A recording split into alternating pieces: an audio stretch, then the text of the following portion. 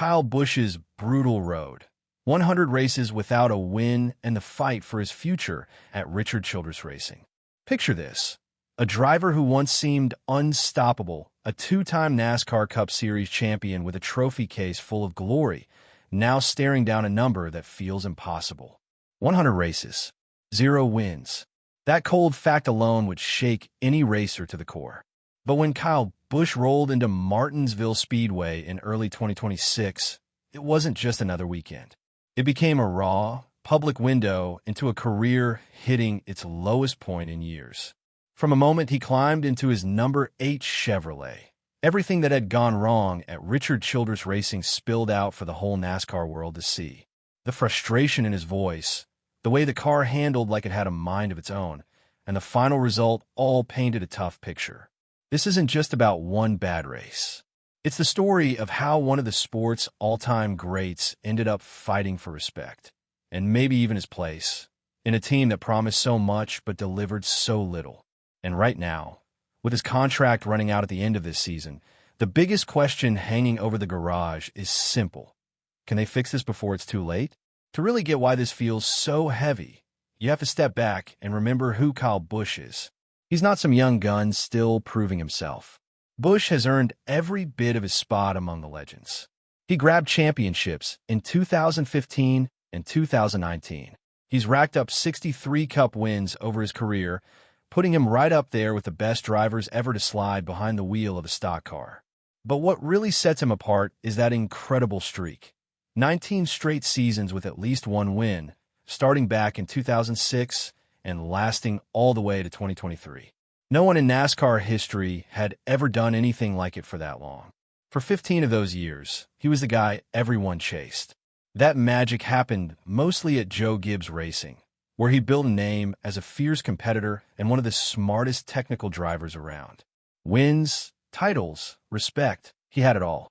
Then came the end of 2022, and things fell apart fast. Sponsorship deals dried up, talks with the team broke down, and suddenly Busch was out looking for a new ride. It was a shock to the entire sport. The team that took a chance on him? Childress Racing. On paper, it looked like an odd match. The two sides had some history, and not all of it was smooth. But they put the past behind them, shook hands, and Busch signed on to drive the number 8 car, starting in 2023. For a little while, it felt like the perfect fit. In his first 16 races with the team, he won 3 times. The cars had speed. The crew clicked. Fans and insiders alike started to believe they had turned a corner. It was exciting, the kind of story NASCAR loves, where a veteran finds new life with a fresh start. But that early spark didn't last. Right around the middle of that first season, things started sliding downhill. Busch has been open about it in a way that's rare for drivers. He talked about how the team had found some smart ways to squeeze extra speed out of the rules early on. Then NASCAR stepped in and shut those doors. There were some things we were doing within the rules at that time that got us some extra speed, he said later. And then there was definitely some things that came down that they didn't like us doing. Whatever the exact details, the change hit hard and fast. The wins stopped cold. His last victory came on June 4th, 2023, at Worldwide Technology Raceway. Looking back now, it feels like the closing chapter of an amazing run.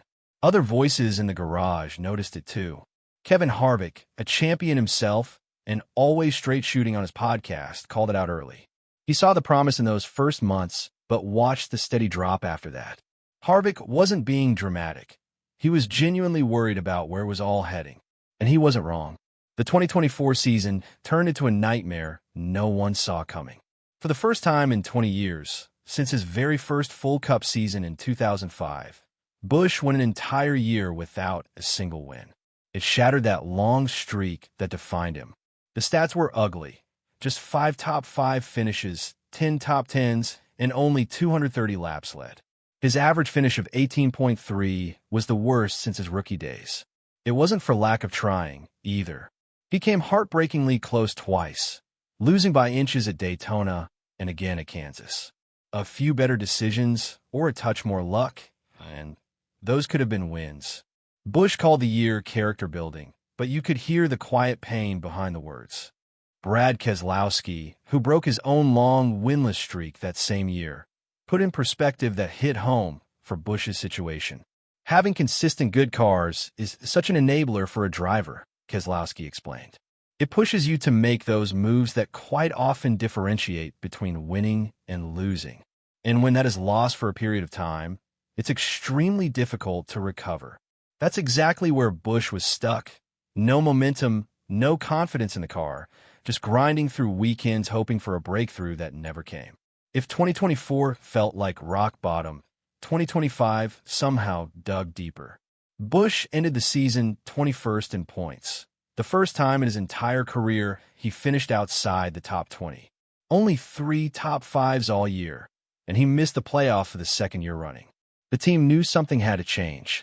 They brought in new leadership. John Klossmeyer as technical director, Richard Boswell for one of the other cars, and they shuffled crew chiefs trying to find the right mix. By year's end, Randall Burnett was still calling the shots for Busch, but the whole organization felt like it needed a fresh start. Burnett was honest about the struggles. "We went through some tough times, especially the mid part of the season," he admitted. "We had a lot of stuff not go our way."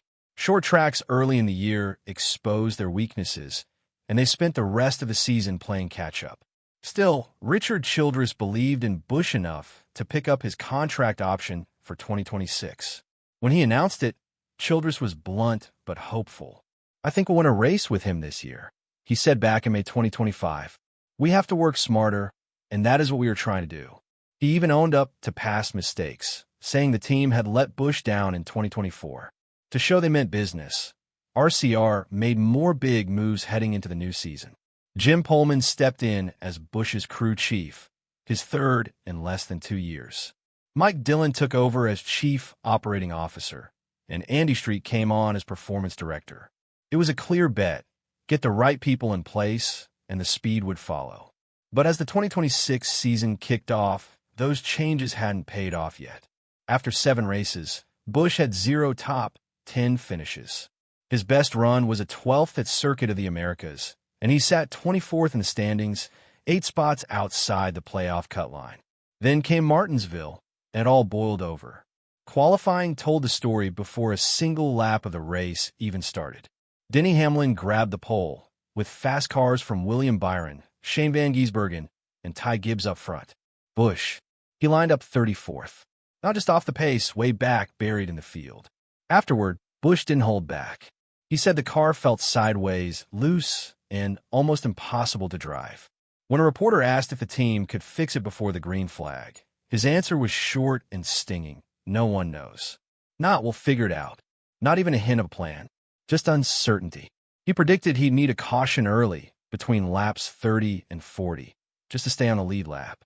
And he noted there hadn't been a single Stage 1 caution all year. In other words, he knew trouble was coming. Sure enough, by lap 46, he was already a lap down, not battling for spots, not saving tires, just trying to survive. The radio chatter during the race said it all. "More rear brake. Give me drive off. Let me drive the car." That last line wasn't some small tweak. It was a champion at his limit, a driver who'd been begging for the right setup all weekend, watching his fears come true lap after lap, and finally running out of ways to say it nicely. It was raw frustration from a man who knows exactly what a winning car feels like. And this wasn't it. By the end of Stage 1, the bigger picture at RCR was impossible to ignore. All 3 of their cars were running 26th or worse. This wasn't just Busch having an off day. It was the whole team falling apart. Busch crossed the line in 21st place, with a driver rating of 41.0, his worst of the young season and the lowest he'd ever posted at Martinsville. For comparison, points leader Tyler Reddick was sitting at 110.0 over the same stretch. The gap wasn't close. It was a canyon. The early 2026 numbers don't point fingers at Busch's talent.